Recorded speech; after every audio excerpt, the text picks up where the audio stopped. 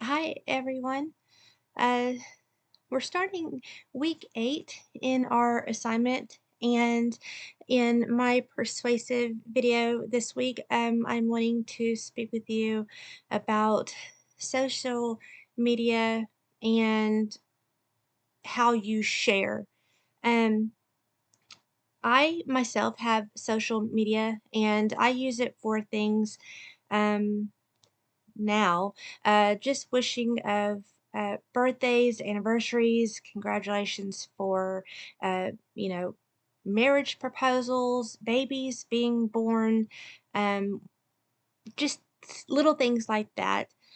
Um, the reason I'm asking is because I'm curious if you overshare and why you do it. Um, a little backstory is about 13, 15 years ago. I was sitting down to eat dinner one night and I started watching a show on Dateline. It's one of my favorite shows. And it was about a young lady that was using all sorts of platforms of social media, and she was posting videos, pictures, doing daily, what do you call them, vlogs.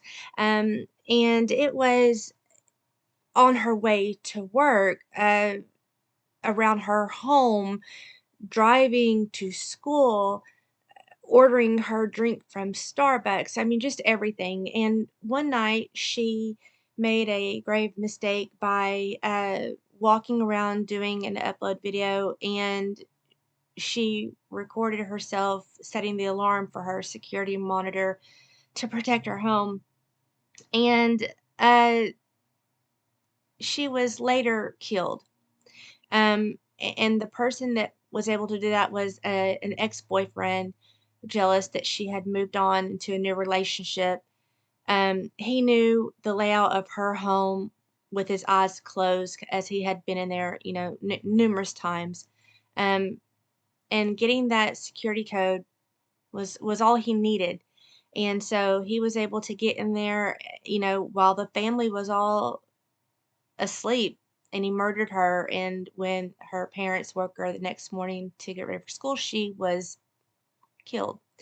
Anyway, my point is that we we overshare without realizing it. Um, And I was surprised myself that I had been doing the same thing. And that night when I went to bed, I kind of went on a deleting spree on my social media. And I started deleting photos that I thought were um, putting my family or my home at risk. Um, I started going through and deleting people from my contacts that I was not actual friends with, or didn't speak to on a regular basis. And so I started going on a deleting spree, and that was about 13 years ago now. And today, everything and everyone is on a need to know basis. Um, and having done that has brought me a lot of peace, and it has kept me away from being inside other people's drama. Um, Realizing that now I don't have a lot of monkeys on my back because I'm not putting my foot in other people's issues. I don't react, I don't respond. Um, Now, unless it's something that's extremely important to me, I will privately message them, if not call them.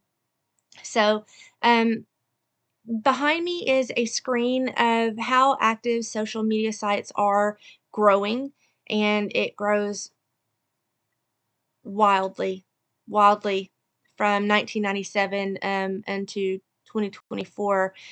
You can see that there are different platforms that, as they're growing, they kind of move up and down compared to other websites and how they are performing. Um, and Facebook is pretty much at the top, and it has been for a while.